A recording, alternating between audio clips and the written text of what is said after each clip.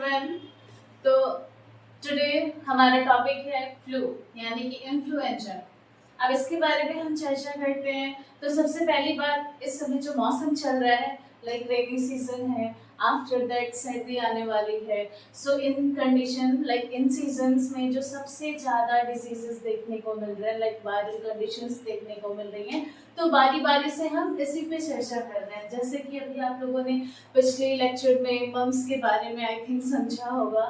तो इस लेक्चर में हम इन्फ्लुएंजा जो टॉपिक है उसी पे चर्चा करते हैं। इसको आम भाषा में फ्लू के नाम से भी जाना जाता है। सो फर्स्ट ऑफ ऑल, यानी कि किससे ये डिजीज कॉज होता है, कौन सा ऐसा माइक्रो ऑर्गेनिज्म है। सो स्पेशली ये एक क्या होता है, वायरल डिजीज होता है। सबसे पहली चीज तो इसको समझना है।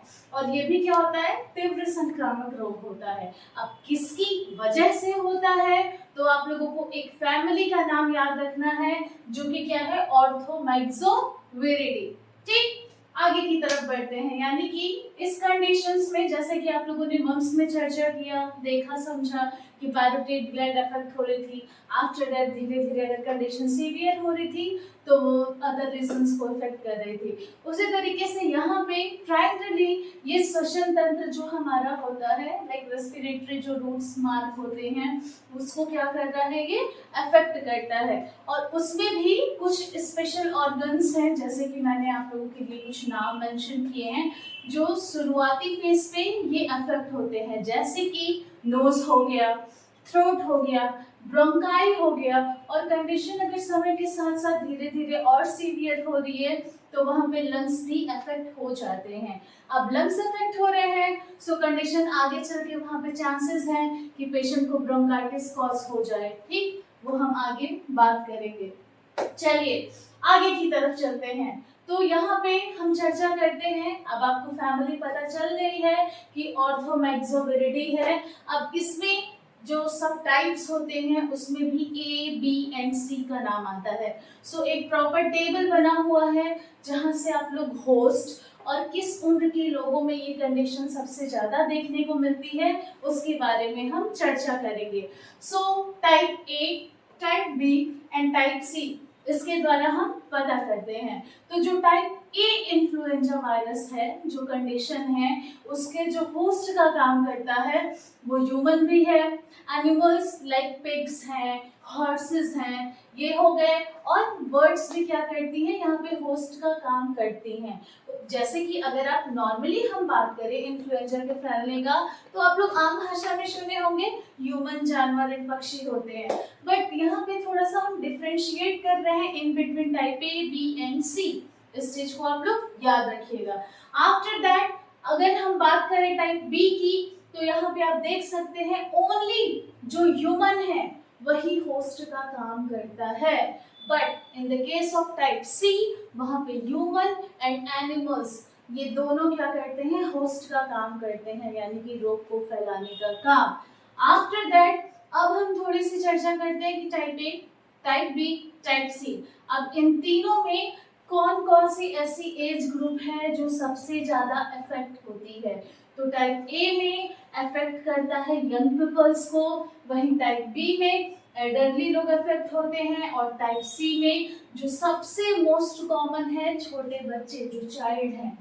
ओके, आफ्टर दैट अगर मैं बात करूं इन्फ्लुएंजा वायरस के ही बारे में, तो ये सबसे ज्यादा जिसकी इम्यूनिटी पावर वीक होती है। अब मैंने मेंशन किया इम्यूनिटी पावर वीक होती है, इसका मतलब जैसे कि जो छोटे बच्चे हैं लाइक 12 साल से कम वाले, आफ्टर दैट जो ओल्ड एज के पीपल्स हैं, उन लोगों में ये कंडीशन ज़्यादातर देखने को मिलती है। और जैसे कि मानिए कोई डायबिटिक पेशेंट है, या किसी को वृक्क विकार या यकृत विकार, या किसी को हार्ट डिजीज है, सो उस कंडीशन में ये और घातक रूप ले सकता है। तो इन चीज़ों को आप लोग बेहतर तरीके से समझते चलिएगा। उसके बाद दैट हम थोड़ी सी चर्चा करते हैं लाइक फेवरेबल कंडीशंस क्या क्या होते हैं इस पर्टिकुलर इन्फ्लुएंजा वायरस के। तो कुछ चीजें हैं जो यहाँ पे आप लोगों को विजिबल हो रही होंगी। तो सबसे पहली चीज तो जो संक्रमित व्यक्ति है, यानी कि जो इन्फेक्शियस पेशेंट है, उसी के द्वारा ये क्या होगा, one person to another person transmission इस पर्टिकुलर डिजीज का होगा। इस चीज को याद रखना है। जैसे कि अगर वो व्यक्ति कहीं लाइक डोर यूज कर रहा है या घर में कुछ बर्तन इस्तेमाल कर रहे हैं जहाँ पे उनका सलाइवा कांटेक्ट में हुआ, या फिर वो व्यक्ति का क्या कर रहे हैं, जैसे कि मानिए कुछ ऑब्जेक्ट्स हैं घर में जिसका इस्तेमाल किए और उस ड्यूरिंग में उन्होंने कफिंग या स्नीजिंग किया है, सो उस कंडीशन में क्या हो सकता है, वहाँ पे चांसेस हैं कि 1% टू अनदर पर्सन, अगर बेहतर तरीके से सफाई का ध्यान नहीं रखा गया तो ये ट्रांसफर हो सकता है। ओके, उसके बाद नेक्स्ट चीज लाइक फ्लू मैंने आप लोगों को बता दिया, इन्फ्लुएंजा, इस कंडीशन में ये मैक्सिमम अगर हम बात करें कि किस एज ग्रुप को अफेक्ट करता है, तो वहां पे जो छोटे बच्चे होते हैं, ओके, 12 वर्ष से कम वाले, उनकी इम्यूनिटी पावर वीक होती है, अभी वो प्रोसेसर में होती है, सो उस कंडीशन में ये चांसेस ज्यादा होते हैं होने के। उसी तरीके से जो लाइक ओल्ड एज पीपल्स हैं उन लोगों में भी ये कंडीशन देखने को मिल सकता है।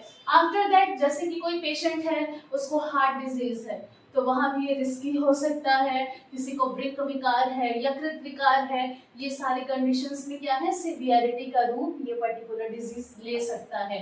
उसी प्रकार अगर बात करें इसका फेवरेबल कंडीशन, तो मैंने आप लोगों को आई थिंक स्टार्टिंग में भी बताया है, जो सर्दियों का मौसम होता है और जो बरसात का मौसम होता है, ये दोनों इसकी सबसे फेवरेबल कंडीशंस होती हैं। ठीक, एक चीज और, लाइक सर्दियों की कंडीशन, जब सर्दियां चलती हैं, लाइक विंटर रहता है, उस टाइम पे एज कंपैरिजन टू हमारे बाहर का एनवायरनमेंट, जो अंदर का एनवायरनमेंट होता है थोड़ा सा वार्म होता है, थोड़ी सी नमी होती है, सो ये क्या होते हैं, जो ये वायरस होते हैं काफी दिनों तक ये एक्टिवली रहते हैं और जैसे ही ये किसी पर्सन की कांटेक्ट में आते हैं इन्फ्लेमेशन कॉज कर सकते हैं। उसके बाद लाइक उस कभी भी जैसे कि मानिए किसी की इम्यूनिटी पावर वीक है या किसी को ऐसी सारी कंडीशंस हैं जो मैंने आप लोगों को लिस्ट डिजीज की बताई, तो लोगों को प्रेफर करना चाहिए कि बहुत ज़्यादा क्राउडेड एरिया, जैसे कि जो भीड़ भाड़ एरिया है वहाँ जाने से बचना चाहिए। अगर जाना बहुत मैंडेटरी है तो अपने साथ में कुछ ऐसी चीज़ों को जरूर रखें जिससे कि प्रॉपर सैनिटाइजेशन एंड सारी चीज़ें उनकी समय पे होती रहे और वो इस रोग के कांटेक्ट में आने से अपने आप को बचा, इस चीज को ध्यान रखना है। चलिए अब हम चलते हैं आगे की तरफ, यानी कि इम्यूनिटी के बारे में बात करते हैं। तो थोड़ा ये समझते हैं, जैसे कि मानिए किसी को इन्फ्लुएंजा वायरस ने अटैक किया, उसके बाद क्या होता है, 1 वीक या फिर 7 डेज के अंदर ही जो हमारी बॉडी में इम्यूनिटी पावर का काम है, आप सभी को पता है, सो वहाँ पे एंटीबॉडी बनना शुरू हो जाती है। इन केस मानिए थोड़ा और समय लगा तो जो मैक्सिमम समय है वो 2 सप्ताह है, उसके बीच में ही क्या होती है, हमारी एंटीबॉडी बनना शुरू हो जाती है। आफ्टर दैट जब व्यक्ति 8 से 12 महीने हो जाता है, लाइक समय उतना अंतराल बीत गया, तो धीरे धीरे ये जो एंटीबॉडी है ये कम होने लगती है, ड्रॉप होने लगती है, जिससे कि पेशेंट को दोबारा से चांसेस है कि ये फ्लू की कंडीशन उस पर री अटैक करे और इन्फेक्शन देखने को मिल सकता है। इम्यूनिटी का जो आप लोगों को प्रोसीजर है वो बेहतर तरीके से समझ में आया होगा।